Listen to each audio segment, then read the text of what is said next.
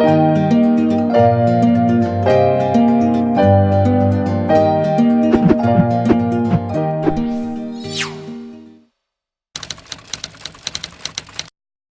what we normally do as managers is we hire a bunch of people, we fill up our team, that's forming, and then we tell everybody, all right, everybody get to work. Minimal training. That's right. And we simply Let's get count on them started. to get along, Yep. and then we push for performance. Yes. That's good. We need to be focused on performing. However, what we tend to do is we tend to want to bypass the two phases that are the most important, storming and norming. What's interesting is that teams go up and down based on the amount of conflict they have in storming and whether they can resolve that conflict effectively, which is why communication and collaboration and alignment is so critical, because we normally get into storming and never come out of there.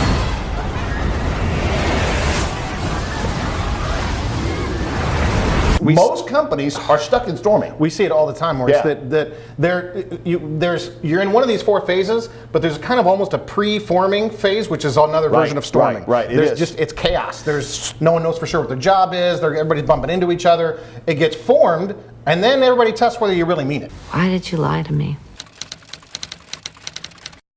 What happens when you lose team members? Okay, go ahead. When I was growing up, I played basketball, and what we noticed out of 5 people. You notice he doesn't play basketball anymore. No, not anymore. I like to watch it, but when we played basketball, there's 5 people on the floor at a time, and if you had 5 people who were used to playing together, but you took one of them off, and you put another person in, what tended to happen is you had 4 people playing together and one guy trying to figure out what's going on. Well, and what happens is, using a sports analogy, it's like asking the second baseman to cover for the shortstop position while we find a shortstop. Exactly. So it's like, so yeah, we lost Mary, but look, Sue over here, you can cover for that. Right. You know, because we can't find a replacement. And then that person that's been asked to cover for the roles and responsibilities of the person that left, that person feels it. Their performance starts dropping.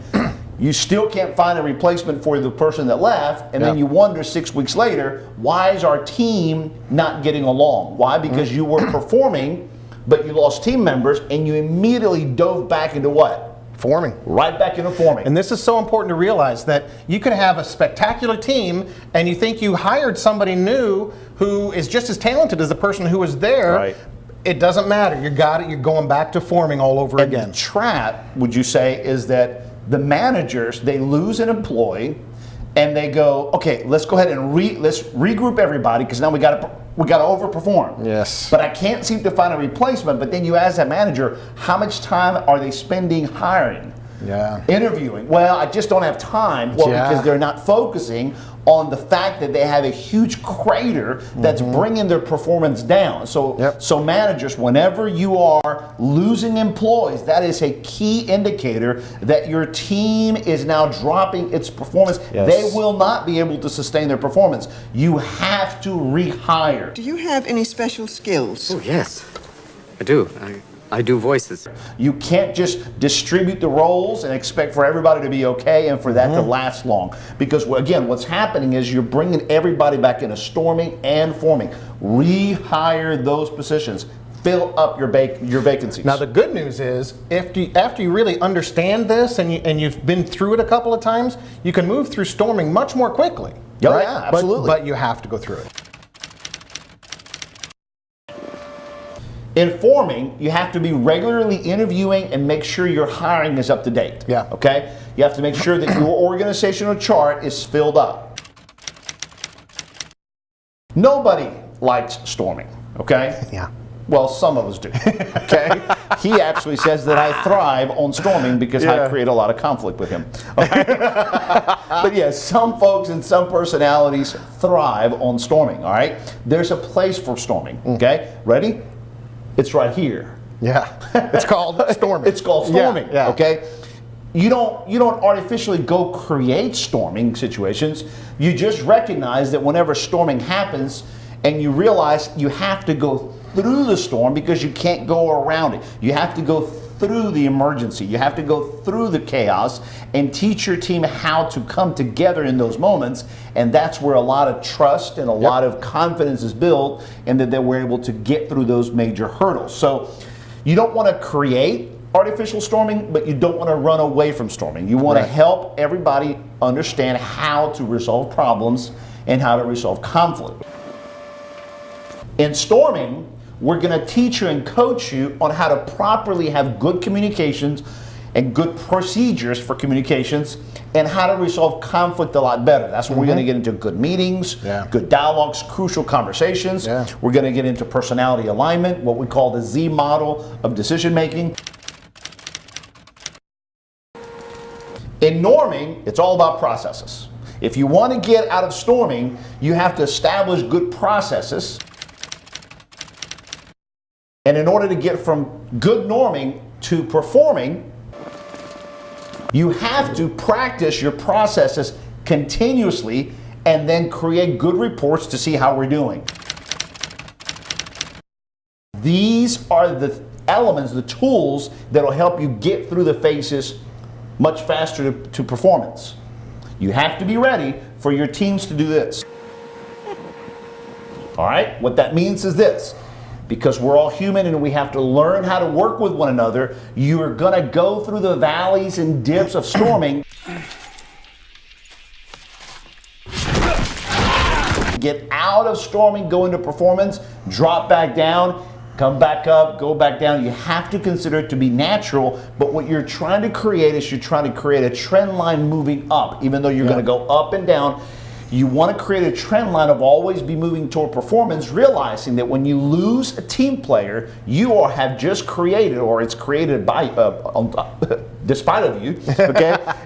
What's happened when you lose an employee, you dip down into forming, into storming. You got to get the team through it and come back up and be able to get right back and rise and stay closer to performing and norming without dropping unnecessarily into storming. Any last thoughts on that? Well, and by learning to do this, one of the great added benefits is you're going to keep your team together longer. Yeah.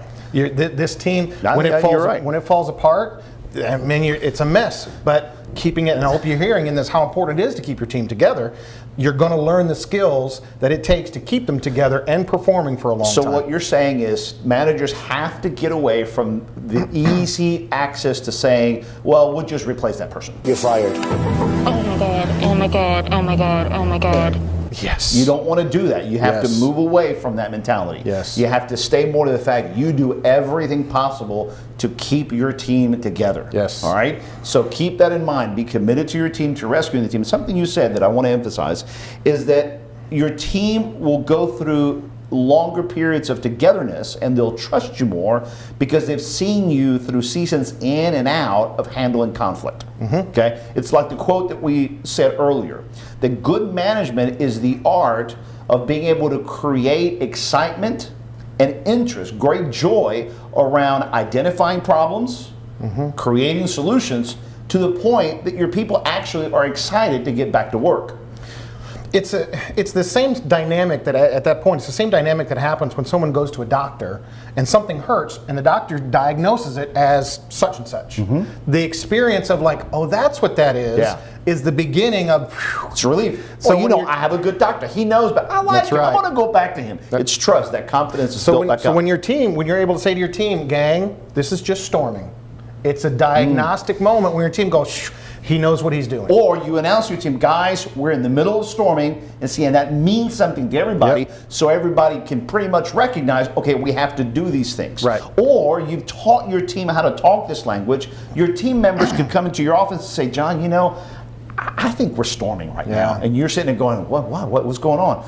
Well, in the cafeteria for the past 2 weeks, there's been a lot of dialogue about, and then they tell you conflict. And you go, oh, wow, I wasn't aware of that. Well, yeah, I really think we need to address. I think we're in the midst of some serious storming. It's kind of quiet, but it's some rough waters. I think we need to talk about some things. Well, again, like John said, it's diagnostic language. By learning how to use this language and manage your team and teach them how to manage themselves through this, you'll be able to get to your journey, through your journey a lot faster and get to your vision.